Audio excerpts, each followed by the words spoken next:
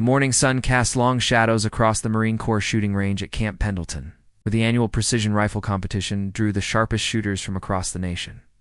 Among the sea of young Marines with their cutting-edge equipment and carbon fiber rifles stood Frank Morrison, a 72-year-old Vietnam veteran whose weathered hands gripped a Winchester Model 70 that looked older than most of the competitors.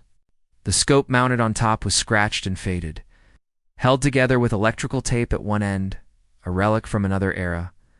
The whispers started almost immediately.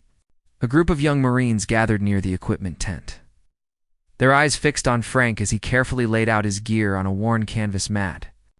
One of them, a corporal with a fresh high-and-tight haircut, nudged his buddy and pointed at Frank's rifle.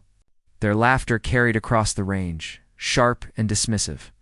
Frank heard every word when one of them said loud enough for others to hear that someone should tell Grandpa this wasn't a museum. Another chimed in, asking if that scope even had glass in it, or just a picture of a target. The mockery rippled through the younger shooters like wildfire. Soon Frank found himself the subject of pitying glances and barely concealed smirks. But if you've made it this far into this story, you're about to witness something that will change how you see judgment and assumption forever. So stay with me, because what happens next left an entire Marine base in stunned silence. Frank said nothing. He simply continued his preparation with the methodical precision of a man who had done this 10,000 times before. His fingers moved across the rifle with an intimacy born of decades, checking the bolt, testing the trigger pull, adjusting the worn scope with movements so subtle they seemed almost ceremonial. A young lieutenant approached him, kindness mixing with concern in his eyes, and offered to let Frank borrow a modern scope from the equipment locker.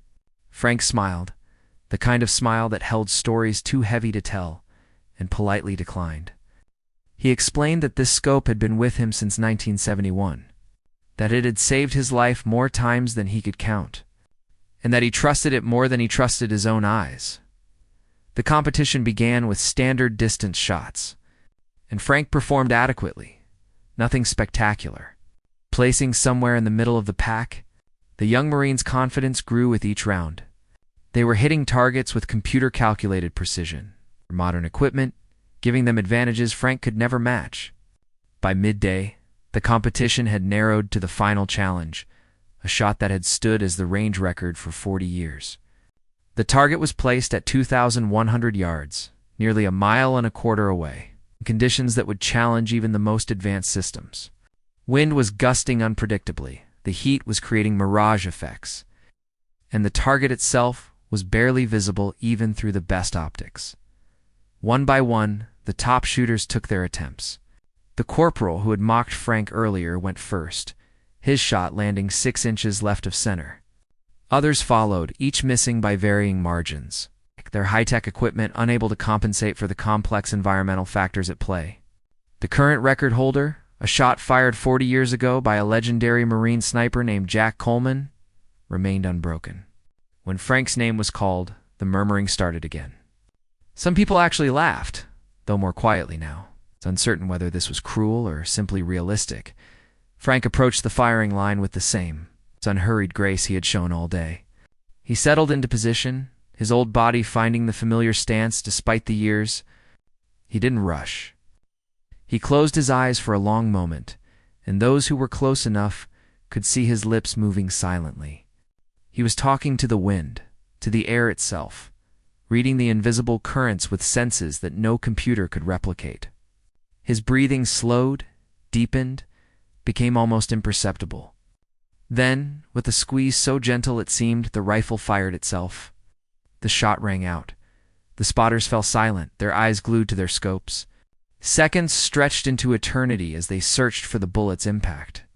Then, one spotter's voice cracked over the radio with words nobody expected. Dead center. The announcement came moments later. Frank's bullet had not only hit the center of the target, but had done so with a group measurement that shattered the 40-year-old record by 3 full inches. The range erupted, but not with mockery this time. Marines who had laughed hours earlier now stood in stunned silence, some with their mouths actually hanging open. As Frank rose from the firing line, the corporal who had mocked him approached, his face red with shame and something deeper, something like awe.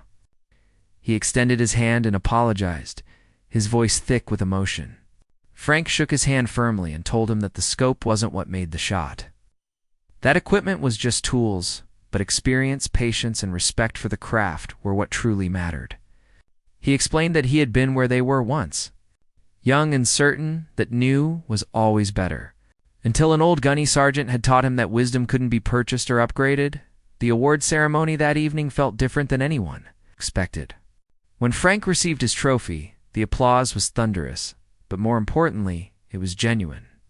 Young Marines lined up afterward, not to congratulate him, but to learn from him, to ask questions. To understand how a man with equipment they had dismissed could achieve what their technology could not.